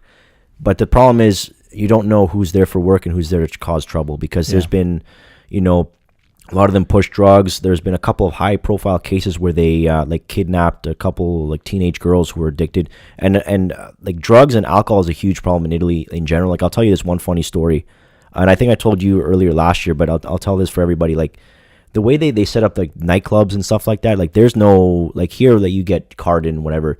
They just let kids in with anything like drugs, booze. Like I remember last summer I wanted to get tickets for a concert, Gigi D'Agostini, one of the biggest DJs in Italy. And then so I talked to my aunt's friend, her coworker, who's like, yeah, well, my son promotes for that. He's selling tickets. Like, do you want a ticket? I'm like, yeah, sure. So we go to Soverato, like in the evening, we go out for a drink, we go out for an ice cream. And so like, oh, let's pick up Antonio at the local bar here. So I'm like, okay, so we're in the car. And so he promotes for this nightclub. The guy's been doing it this summer just to make some extra money. So I'm like, okay, cool. And so we get up to the place, and she calls him on the phone. His name is Antonio. And then I see like this kid come out of the bar, like this skinny, lanky kid with like dirty blonde hair. And he's like, oh, there he is. There's Antonio. And I'm like, this kid is the club promoter. And then he comes in. He's like, oh, hi, I'm Antonio. I'm like, I'm Joe. He's like, oh, did you want a ticket? And I'm like, yeah, I did. So excuse me, like, how old are you? And he's like, oh, I just turned 15. And I'm like, oh, Jesus, 15, huh? And he's like, yeah, so like, so you can come with us. Like, we usually get bottle service and we get vodka. Is that good with you? I'm like, yeah, it's pretty good. I've drank that for like a decade. Yeah, yeah, that's pretty good with me. And they're like, yeah, so it's gonna be. And then he looked at me and he's like, oh wow, you work out. And I'm like, yeah. And he's like, so how can I get big like you? And I take protein. And I'm like, well, you just got to work hard and maybe tell him his body's changing and maybe hit puberty. Yeah. But yeah, so like 15-year-old kids are club promoters. You have like even 14-year-old girls going in there. You don't know. It's a shit show. And there was like a rap concert a few months ago where like some kid brought in like pepper spray and just like pepper sprayed a whole bunch of people. And there was like a stampede and like several people died. And the thing is with these kids is they got like actual like cocaine and ecstasy, like actual European ecstasy on them. So that you have like 14-year-old kids doing that. You got drinking and driving is a huge issue, but nobody talks about it. And everything is just, that's another problem with the country, is like everything is just swept under the rug, and no one gives a shit, really. The politicians are all corrupt. The whole whole society is decayed. And that's one thing that like the Italian community, I actually want to talk about that after. Like the real Italians were the ones like your grandparents who came here. Those are the real Italians. The ones who were ambitious enough to make something. Exactly. And the ones that weren't or got left behind there, and now they're rotting away in that, and then they're blaming immigrants and the European Union for their problems, which it's not I mean, most of it is their own fault, which is it's sad to see a country so beautiful like that, and which is why I mentioned earlier, like what you see on Instagram is a lie, because underneath that it's just a whole. It's a lot of people don't even know that, and the one thing I don't like about people from Toronto is like, yeah, sure, we've got a world class city, but how many people are really cultured that they actually know about the places they go to? Not very many. Yeah. And I know that there's a lot of, and everyone says, oh, it's what a multicultural city. Well, how many great places do we have to eat here? Well, first of all, being the world's biggest cafeteria does not make it a world-class city. Okay? Like, I don't care, you can get Indian and Chinese on one street, but if you don't understand what the hell's going on, you're dumb. Even my classmates, a lot of them are international students. I could only list like 3 or 4 cities in India or China, and they're like, wow, you already know a lot about our country. I'm like, I don't really know anything, but this is just something I've read in my spare time as a hobby. And whereas the multicultural city, the gritty, hardworking city that we grew up in, that our parents worked up in, Toronto, is long gone. Unfortunately, our fair city has become, and I'm going on a little rant here, but I just want to get this out, has become a cesspool of vanity and materialism that unfortunately it pains me, and it breaks my heart to see that. I got used to it, but for a while, it was really pissing me off for a long time. But that's just the way Toronto is. It is a great city, but I mean, it's not what it appears to be, and that's basically the message. Things aren't always what they seem. It's to maybe elaborate a little bit more on that point. Even back to Italy, we a lot of the times glamorize, especially Italy, a country like that is so beautiful to the naked eye, right? In a photo, you don't see what's going on in the background. You just see what the photo wants you to see. And when we talk on this show, this is a little bit different show for us because we typically talk about luxury goods, right? We say it's a podcast about cars and watches, but cars and watches are luxuries. Yeah. Especially the ones we talk about. We're not talking for the most of the time about, cheap things. We're talking about expensive things that you lust after. And that's sort of why we started talking about this all those years ago, our conversation, because these are things that we wanted to buy and hopefully work hard enough. And in Toronto, in Canada, like you said, part of that vanity builds up in that. But I'm gonna pose a different side to it here. Vanity is sometimes necessary for ambition to grow, because no one is born knowing what they want, right? So if you look at Italy, we won't. I can't really argue too much on behalf of Italy or anything, because obviously I haven't been there, and I'm taking your word for it. I really like what you said there about how our grandparents were the real Italians. They were ambitious enough to leave to start a better life, but vanity played a part in that, right? Yes, they came here and they came here for a better life because my nunno was tired of shoveling horse shit and thought, let me work with my hands in a different way, right? They wanted to see land, right, that they could own. This was a land of opportunity, right, to grow. And look what they did. They built upon that, right? Vanity played a part in that. So to say that our city, is changing and it's a lot about fugazi, right? Everything is, yes, the millennial mindset is more about the way people perceive you than who you actually are. And we see that with social media, and you walk downtown, you see it especially with. And I'm not trying to shit on the city, but it's just, and I'm not bitter about it. Like I used to be more bitter about it. Now I've just accepted it. But to your point, it's just the mindset of the people here. And like if you guys go to other cities in Canada, a lot friendlier people. That's another issue. But go ahead. No, again, I want to elaborate on that because. I was trying to pull everything back to what we talk about here, but yeah, I think once again, when it comes to what's changed, right, with our what we're sitting here, why do we think that our conversations are important? It's an outlet. We get bombarded every day by a million advertisements, by a million insecurities, the way people think about us. What technology has also allowed us to do is to escape that through technology, through outlets like this to experiment and talk about your thoughts and stuff like that, what you're interested in. It could be cars and watches, it could be deep issues that you want to give your opinion on, and that's really a beautiful thing when those two things can come together.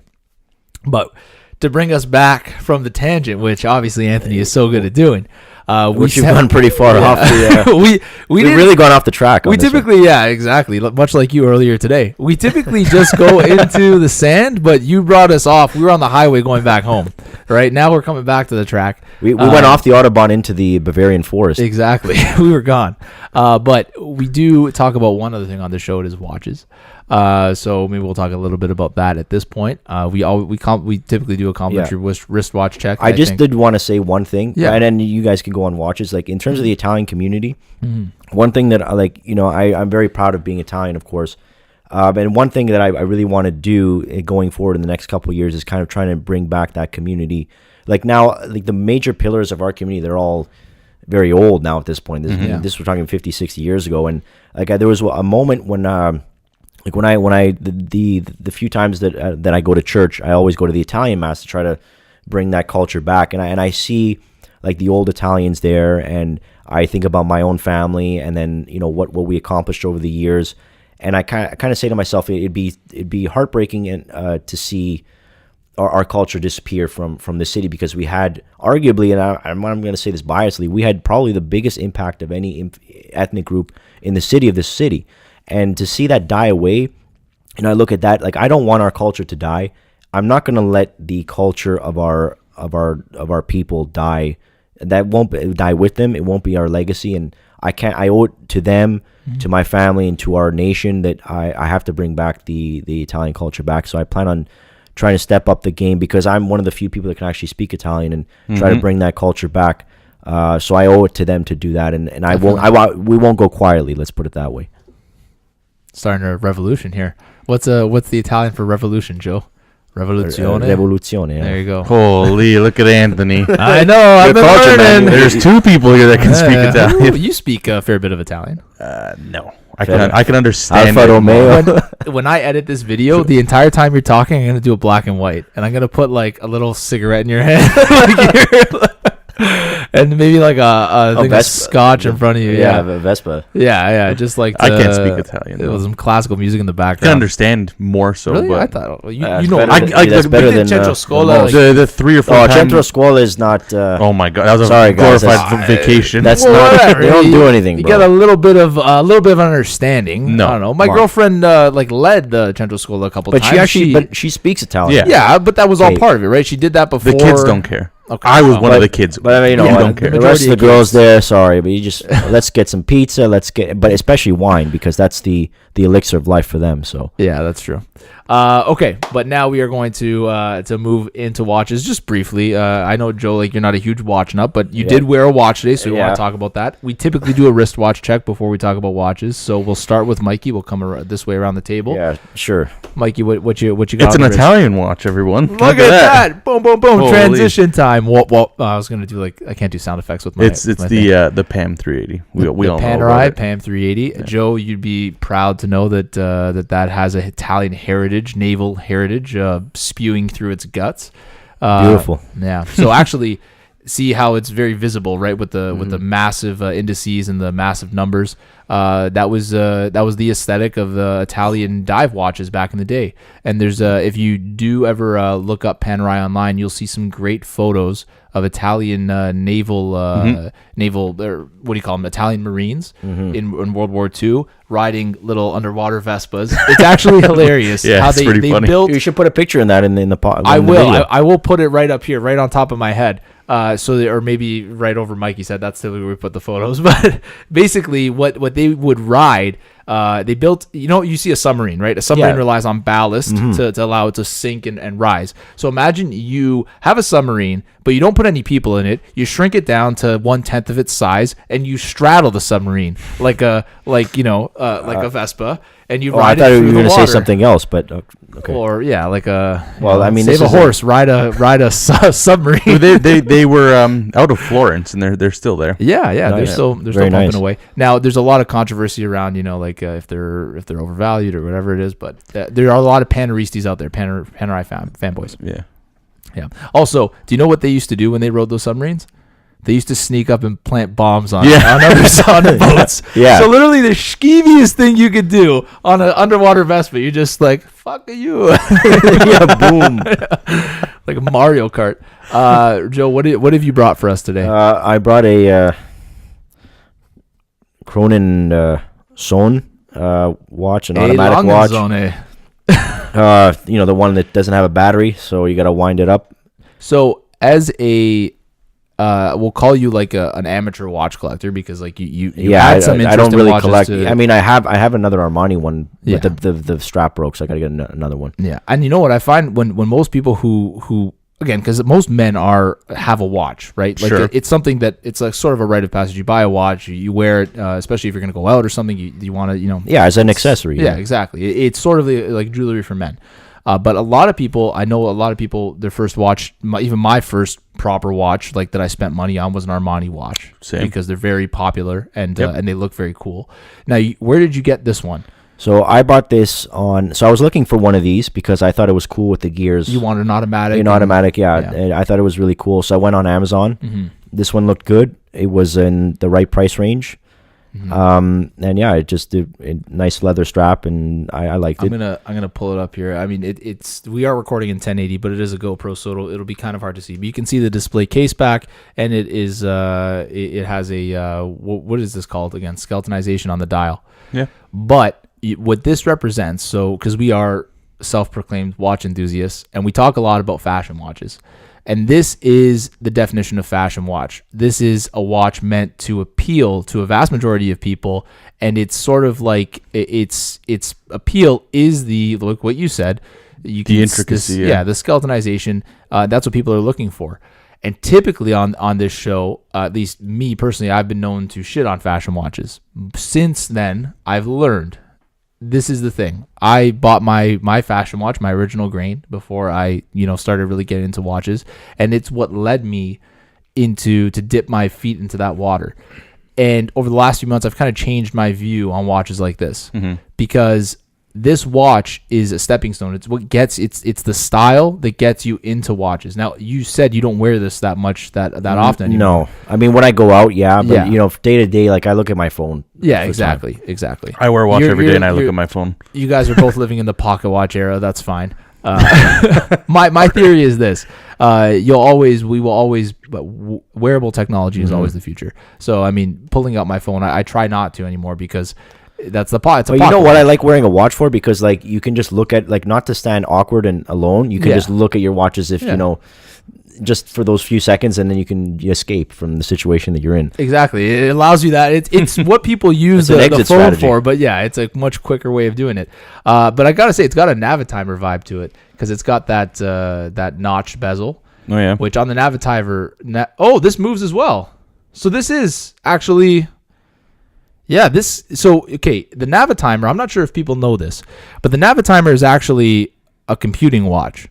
The bezel is like a slide rule. It's a way to do complicated math calculations very quickly.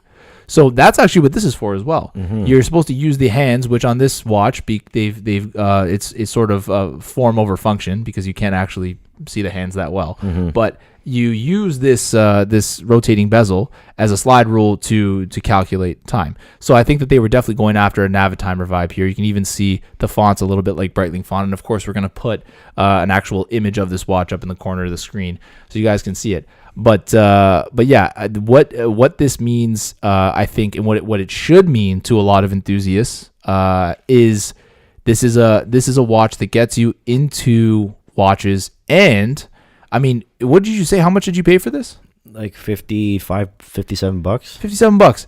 You get a display case back. You get a lot of gold plated, or it's colored the color of gold, but it's also manually wound. I don't know if you knew that about it. Mm-hmm. You can manually wind this. You don't have to shake it all the time. So just spinning it that way allows you to manually wind. I'm not sure. You're gonna have to show me how to do that. Yeah, I usually just like shake it like a fool. No, well, You could do that. Yeah, you could do that too. But yeah, it's got. I mean, for $50-something, if you're into you can actually even see the mechanism winding. That's pretty cool. Yeah. Just to learn a little bit more about the movement of the watch and to get a visual on how watches work. That's pretty cool. That's what appealed to me. That's why I got it. Mm-hmm. Yeah, if you're into the style, I mean, this is what this watch is made for. And even the sapphire crystal's actually domed a little bit too. Yeah, you can see it. So it's got some pretty cool aesthetic stuff going on, Mike. I don't know if you want to see it. I am going to talk a little bit about the watch I'm wearing because it's the first time I'll be talking about this watch on the podcast. So let me ask you, like, how many watches do you own? 100? Everyone always asks how many, because I think I get that question a lot as well. It's not. I mean, you end up buying watches that you don't need, so you end up having more than you need. Like right now, I have 15. I think 15. Okay. But I've also bought watches for my brother, and sometimes I'll wear one. It becomes like a bit of an addiction until you realize like I've spent too much money and now I'm an idiot, right? But you try to like I try now to only buy something if it's like a limited edition. Like at least then I know I have to buy it because I won't be able to get it after, and then I can always sell it and make a little bit of money on it if need be. But the watch I'm wearing today for the first time on the podcast that we're going to talk about is the Notice Contrail 39. I've had this watch for 3 weeks now. Reached out to the guys at Notice, great guys out of Los Angeles. 2 young guys into guitars, into watches. They've been around for the last 2 years, and they started off with their diver, the Avalon. Then they made the Contrail lineup, which you can get in this fixed bezel, this clean Rolex Explorer-esque look. You can even get it in a 12-hour rotating bezel on the Contrail 39, a little bit larger. We actually did a review of this watch. Check out our YouTube channel for the review for the full in-depth. But it is a fantastic tool sport watch. It's got a vintage aesthetic, really intricate dial, Joe. I don't know if you can see there. It's got like a sand texture on the dial there. Grainy. Fully automatic, 200-meter water resistance. It comes on a bracelet at under $600 Canadian or under $700 Canadian, which isn't typically something you see for a watch in this category. So shout out to Notice, great job on the Contrail 39, and hopefully Mikey will get a retrospect. I don't know what his where he's at right now. They went for sale Friday. Yeah, they just went out. Yeah. I don't know if they're sold out or yet. Probably not just yet, but I think in the next week, maybe 2 weeks, they'll sell out. Probably. Yeah. I'm still mulling that over. It's 40.5 mil, so I don't know. Yeah. And actually, Joe, you might like this. I'll share with you. I've already shared this story on the podcast before, but I'll share a little story about watches and Italian culture. And like you said, the old Italians, right? The OG Italians, like our grandparents. Is it the story of your great grandfather with the pocket watch? God damn it! I told you already. No, you told us at your barbecue last year. That's right. Shit, I'm gonna tell you one more time. Yeah, because I love telling this story, and it does my great grandfather justice. He was a great man. So he actually helped raise my dad. My grandfather was out working, trying to make money for the family. So my dad's sort of patriarch until his grandfather, my great grandfather, passed away when my dad was, I think, 11 or 13, his early teens. So he was sort of my dad's dad for the first few decades of his life, and those are influential times. So my great grandfather, my dad's mom's father, he was born in like the late 1800s, and in the early 1900s he left. I think at the age of like 16, he left Italy to come to Canada and try and build a life. He obviously had a woman he was interested in back in Italy, my great grandmother, and came to Canada, worked a little bit. During World War I, he immigrated back to Italy to go and sign up. He wanted to fight, so he actually went back to Italy, fought in World War I, came back to Canada once it was over, worked some more. I guess at some point at that time he had a child, and he would constantly go back and forth from Canada to Italy over the years, make a baby, come back, make money, go make another baby, come back. So he had 3 kids, my grandmother being the youngest. My grandmother never knew her father until she was 9, and she was brought over here. So my grandmother, if you guys ever meet her, speaks fluent English, but of course raised in an Italian household. And my grandfather, he, in all the traveling he did, you have to remember this is a time before airplanes, there was trains and boats. To make the trip from Italy to Canada back and forth, he was going on a boat, waiting for trains, doing a lot of traveling, and he didn't have an exorbitant amount of money. But the one thing that I'm so happy my grandmother saved and gave to my father, passed down to him, was my great-grandfather's pocket watch. It's a Waltham pocket watch. I'll post a photo of it here. We've had it posted on the Instagram before. Waltham pocket watch dates back to 1916. Wow. Yeah, and the fact that he kept it, like I hold that pocket watch, it still winds, it still goes. You can actually look at the movement, and the fact that I look through that glass and I think, I don't know if he did this. I may be creating this story in my head, which is fine, but I like to think that all those times he went back and forth to go and see his wife and his kids, he looked at this pocket watch to make sure he was on time for the train, to make sure he was on time for the boat. Even sitting on the boat for all those days. He could have been drinking and playing poker and doing what other guys did on the boat with other women, their wife and kids there. But I like to think he was counting, the seconds till he saw his family. So, again, what I'm doing right now is what a lot of people do when we talk about vintage watches, even vintage cars, especially if it's been in the family. You create this idea, this mental picture of what your ancestors did with this tool, with this device. And it might not be true. We don't know. But it's a symbol, and exactly. it's what you make of it. It's how it helps you think about them and connect to them. And I think that one of the most special things would be to give even my future kids and their future kids, pass down this pocket watch and say, the reason why you live in Canada is partly because of this man. And here is something that he held and he used to create the life that you kind of know. He played a huge part in that. That's why we're not in Liberia. That's why we're not in Poland. I just thought of the most random countries I could. No, speaking of that, like when my grandparents were going to come here, it was either Canada or Venezuela.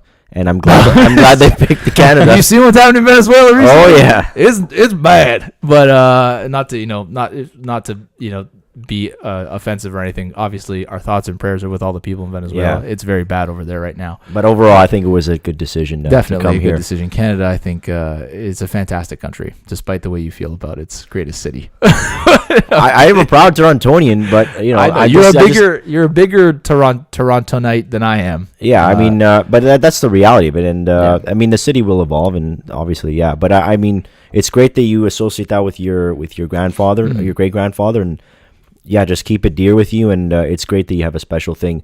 For me, something that reminds me of my grandfather in Italy is a slingshot that he made me out of wood from our farm. He made it really. I haven't used, like, he used to make me them when I was a kid, and I used to shoot birds with it. Nice. Sorry to the animal rights people, but I'm a kid, so yeah, you're a kid. Grow a pair of balls. There we go. And yeah, FEMA. So but yeah, FEMA? No, that's PETA. PETA. Sorry, FEMA is like the hurricane. Yeah, the hurricane relief. So I still keep it. He made me one a couple years ago, and I haven't used it. I just keep it with me as it just reminds me of when I was a kid. Yeah. Of those summers that I spent there. So it's great that you have something. Definitely. And a watch is still useful, I guess. Does it still work? Yeah, I wound it up. I'm always terrified because, like, I know, to be honest, like the Waltham pocket watch, Waltham as a company was very big in the early 1900s during the Industrial Revolution, even the 1800s. They were made in Boston, right off the river. They were one of the biggest American industrial operations at the time. Still going on than my comment there. Yeah. Sorry. About the shooting the birds. Oh yeah. No, don't worry, we'll be fine. PETA doesn't watch this. But it is a pretty, like, Waltham was a pretty entry level. Like it's a very easy thing. If I ever needed to service it, I could. I don't think I would. I'd rather just be a relic. I don't want to wind up. I did, and it kept time relatively well. These things typically do. Like, it's made out of good materials, not like today. The materials are pretty shit. But this was made and manufactured in the States. Now, the other thing that's really cool, the back has an engraving that I always thought were two doves, and I didn't know what the hell I was looking at. It's been sort of not polished away, but like, from hand use over 100 years, it's been worn away. When I went to Red Bar a few weeks ago, there's a guy there with another pocket watch, and it had a similar engraving worn away. So I don't know if during the 100 years this pocket watch has had a different movement put in, a different case back, a different dial. But it is what it is for me now, and it represents something greater than what it is, greater than the sum of its parts. So yeah, it's always nice to have things like that in heirlooms passed down and things that you can attribute to that kind of stuff to, right? That's a great story. I love hearing that. Yeah. Well, thank you, sir. I appreciate that. Michael, do you have a sentimental story of an object? Michael, I got nothing. Michael is the human version of Kanye West, heartless. He's cold. No, I'm kidding. I'm kidding. Oh, okay. No, Do you also go on Twitter and like have like 60 tweets? Yeah. Yeah. Hey, he's going through a phase right now. He'll come back. Who, me or Kanye? Kanye, you're fine. You're great. But yeah, I think that's all for today, boys. Hey, a solid 2-hour run. Not so bad. Hour 45 on the dot. It started off with some jokes, then it got really serious, and then we went to watch back of the jokes. It's like a nice roller coaster of emotion. All brought to you by Joe Ciraco. Of course, you can find him on Instagram at Joe Antonio, I believe. Joe Antonio C. Joe Antonio C. We're gonna put a little thing with your yeah, and I'll shout you guys out. Thanks for having me. It's been a pleasure. I hope to do this again one day. Definitely. Yeah. And I hope I provided a little bit of a different feel to your podcast. I know I listened to your other guest, which was really good too. He was in like automotive marketing, so that was pretty cool. Yep. Mm-hmm. So yeah, I think going forward, and we have a very eclectic group of friends that and I hope to get them on here eventually. Who will talk about other things, no doubt. That will be another podcast where we definitely stray from the realm of cars and watches. But you know what? It's always about the conversation too, if anything. And thank you, Joe, for broadening our horizons a little bit and definitely having some really intense and interesting conversation today. Yeah, my pleasure. Really do appreciate that. Anything you want to say, Mikey? No, I got nothing. Okay, I didn't want to speak for you. That's why we're very liberal here. We're all about equality. Liberal. I don't know. Anyway, you know where to find us. TimeLaps Podcast on Instagram and YouTube, right? Those are the two things we upload to most. Yep. Twitter at TimeLaps Podcast. Don't check out. We don't put up. We just have it. We don't actually do anything on it. We just secured the handle. Yeah, just in case one day, we figured if it you get a battle with Kanye. Yeah, exactly. But and of course, Apple Podcast app. What else? SoundCloud. Spotify, Google Play Music. Oh, you guys are on Spotify too? Are we on Spotify? You know what? Maybe not. No, we're not, because we're only through SoundCloud. That's it. SoundCloud, Apple Music, Google Play Music, other random podcast websites that pull from there. Yeah, you'll find. I don't think Spotify. I think I tried, but you need like a certain amount of viewers. Yeah. Well, we got to get those viewers. Yeah, let's bump Now, that something up. stupid. It's like 10,000. Oh, Jesus. Okay. Anyway, we got to. You have any more stories of watches? No. you have any other grandparents? Draw in. Yeah, right. No, but thank you guys for watching, and we'll catch you in a few weeks.